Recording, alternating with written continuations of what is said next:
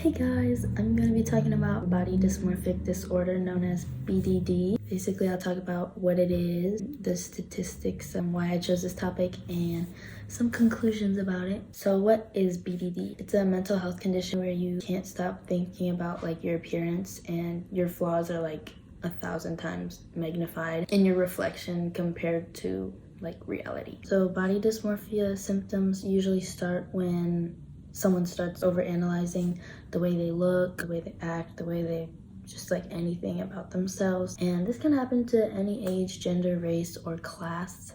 So it can happen to anybody. Like everybody struggles with their appearance at some point in their life. Some symptoms are more intense than others. Speaking of symptoms, there are a lot of symptoms of body dysmorphic disorder. There are all sorts of symptoms that stem from all parts of your body. It could be your face, your hair, your legs, skin, like all of the above. It can also be from what you wear, how you dress, things like that. So the different types of symptoms are categorized into 3 groups, which are behavioral, physical, and mental. So some of the main behavioral symptoms are constantly looking in the mirror, compulsively picking at skin, whether it's picking at your face or nails out of anxiety, excessive personal grooming, like constantly fixing your hair or your clothes, excessive forms of exercise, abusing steroids, overuse of makeup, persistent negative comments about your own appearance, seeking reassurance or validation from others, seeking cosmetic medical procedures to fix a perceived physical flaw, social withdrawal, or like when your social battery dies really fast, expressing dissatisfaction of yourself,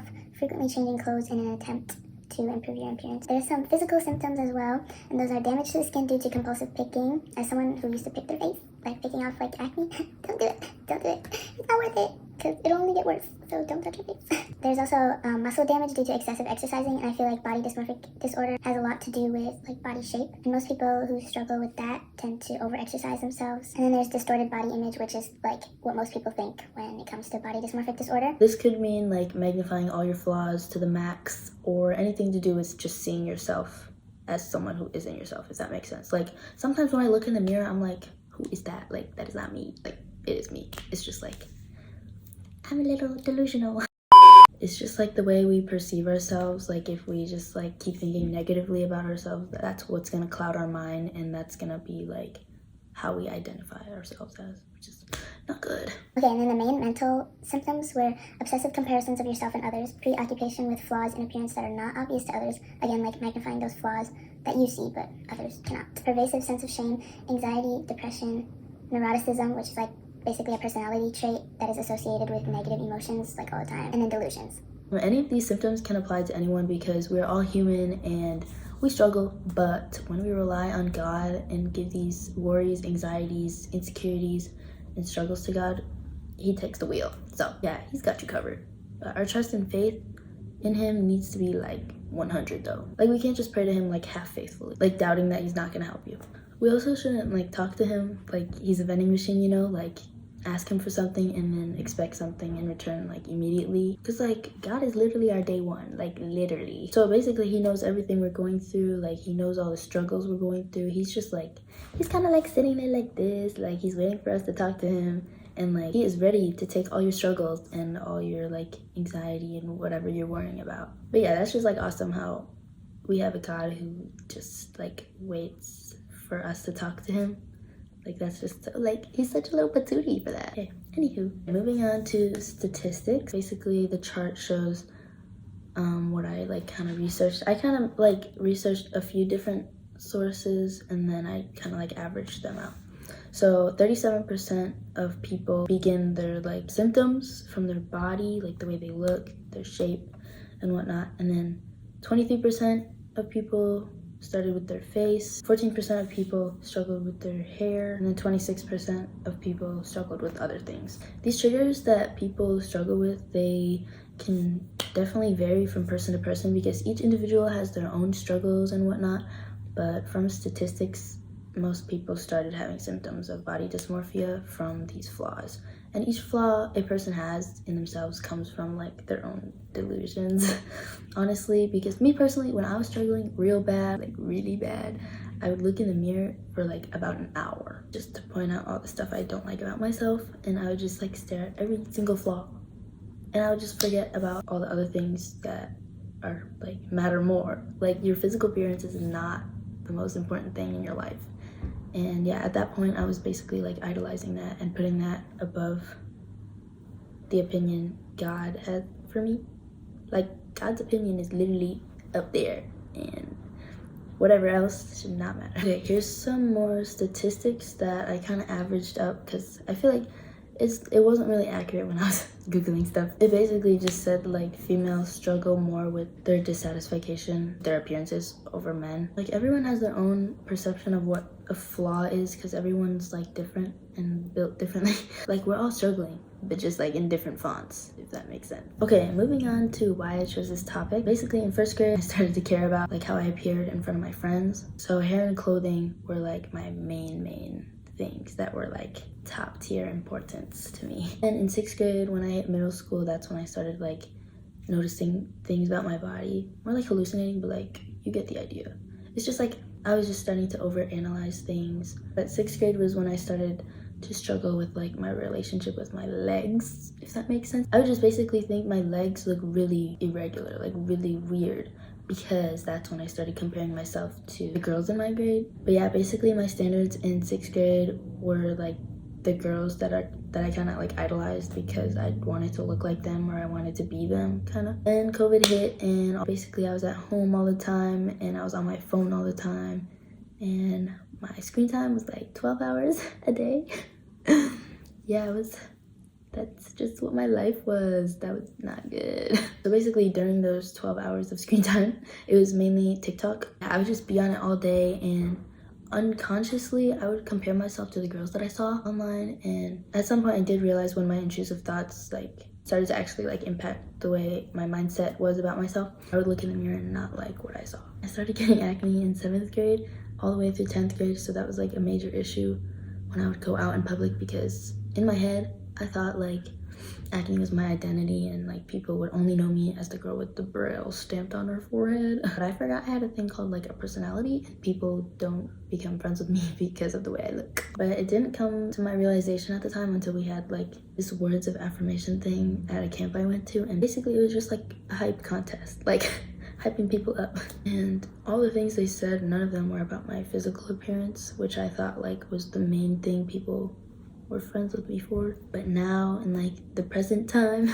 I would say I'm still struggling with my image, but not as much as I used to, because I no longer care about what others think of me like as much as I do as before, because before was a little bit crazy. Like, I would be so anxious about the way I sat, like the way my hair sat, the way I like walked, like all those little small things. But my relationship with God has just been going uphill since 10th grade. Although that doesn't sound like long ago, my relationship with God has gotten close and so fast. I also found this verse, 1 Corinthians 6:19-20, and it talks about how we're living sacrifices dedicated to God. Therefore, we should take care of our bodies, because we're all God's creation, and God made us so delicately and detailed, and we should honor that. Like, a few pimples shouldn't stop me from feeling that love from our Creator. Because the day we meet God, God isn't gonna be like, remember those 2 pimples you had on your forehead? Like, God's not gonna list all the imperfect things on our physical appearance, because our physical self is gonna die anyway. Okay, sorry, maybe that sounds a little negative. Because God doesn't care about how we look. It's all about our heart. And if our Creator thinks we're perfect, then who else's opinion is more important than his? Like, back to the verse, it also mentions that our bodies are his temple, which belongs to the Holy Spirit. Therefore, this is like a calling for us to bring glory to God in the way we view ourselves. So like, change our mindset, because when we view ourselves negatively, it's like saying God's creation is ugly. Like, you wouldn't call a sunset ugly. So we should view ourselves kind of like a sunset, because we're like, we are beautiful. Okay. Throughout my time in struggling, my mindset definitely had like an impact on my lifestyle, because I noticed that like the more acne I had growing on my face, the uglier I felt, and like the more unwanted I felt. And that led me to hating how I looked, and basically like grew this pit of anger within me.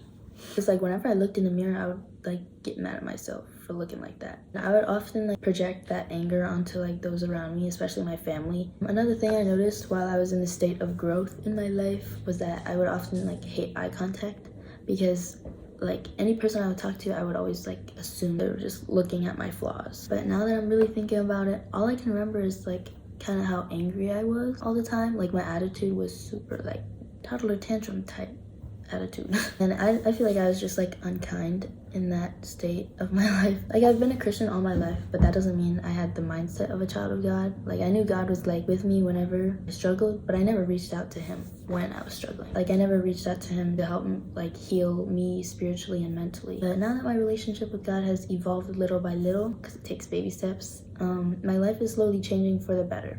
And I no longer look in the mirror and point out all the flaws. Like, I changed my mindset to a way that's more glorifying to God. I think in a way Jesus would. Like, WWJD, like, what would Jesus do? Like, Jesus wouldn't look in the mirror and be like, I'm ugly. Like, hello. So basically, when I look in the mirror, instead of like pointing out all the flaws, I point out all the beautiful things. And it's not always physical appearances anymore. So yeah, I just switch my mindset in a way that glorifies God more. All right, moving on to the conclusions and the positives and negatives about BDD. Here's a little more on the statistics side that I found. So according to therefuge.com, they say that among adults who have body dysmorphic disorder, 80% of them had suicidal thoughts and 44% of them had attempted to end their lives. So like, a huge side effect that is caused by BDD is suicide, and this is clearly not good. So I feel like we should always check up on those who maybe speak like negatively about themselves, and even those who don't, because everyone's struggling with something, whether they say it or not. Okay, so here are the 3 main negatives that I found while researching. According to therefuge.com, basically they said that among adults who have body dysmorphic disorder, 80% of them had suicidal thoughts and 44% of them had attempted to end their lives, and 44% of them had attempted to end their lives. Suicide can be caused by all sorts of things, and the way we perceive ourselves, the way we think about ourselves, or the way that we like overthink stuff, overanalyze stuff, and think about what other people think of us, that can definitely cloud our mindset of like God's opinion about us, you know? As I kind of said earlier, suicide can be caused by many different things, and it can also be caused by depression, but the root of depression in some individuals can be rooted from BDD, because the way we think about ourselves has a huge effect on like the way we react or act. So like, with that being said, our moods can swing from like one side of the solar system to the other side of the solar system. Wait, what? According to the National Institutes of Health, BDD was found to be a significant predictor of depression with anxiety or stress, and females were significantly associated with anxiety and stress. Then moving on to the eating disorders part, I feel like when people think of body dysmorphia, their concept of body dysmorphia links to eating disorders. It says from eatingdisorderhope.com, 32% of those with BDD meet an eating disorder diagnosis criteria.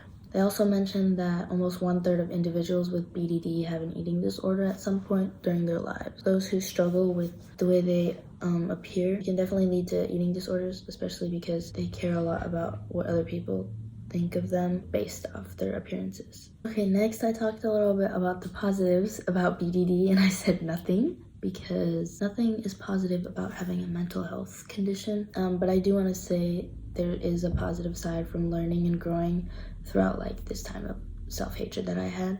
It truly is really hard to love yourself sometimes, but my testimony is that I pushed through when I built my relationship with God. God like really spoke to me personally and through other people. God just reminded me that I am enough. There's no such thing as a standard unless it's God's standard. My main issue was that I was trying to get validation from others as well as being a people pleaser at the same time. And with that being said, like, I would also hate being like a pick-me or like an attention seeker. It was more of me trying to be relatable to people, but my validation from others made me realize that I was idolizing this. Like, I was idolizing the way other people think of me over the way God thinks of me. Like, apparently the dude who literally created the whole entire universe, who made beautiful sunsets, who made nature, who literally created the solar system, like, apparently his validation of me wasn't enough. Like, hello, wake up, Anita. But the positive outcome of this depressing time in my life was that I could use it as my testimony to wake others up as well, to show how good God is when we really realize that his opinion of us is the only one that matters. And other people are gonna keep yapping and think however they want to think. But we live on a floating rock, and nobody's opinions should cloud the opinion God has of you. In Psalm 139:14-16, it says, I praise you because I am fearfully and wonderfully made. Your works are wonderful. I know that full well. So I feel like this is just a reminder that we should never forget who our Creator is and how beautifully and uniquely he knit us. But yeah, God just works in mysterious ways, and whether you reach out to him or not when you're struggling, he's always there for you. He's always waiting to talk to you. And anyone can improve or achieve this mental health condition. It just depends where you put your mind. Okay, that's all. Bye bye.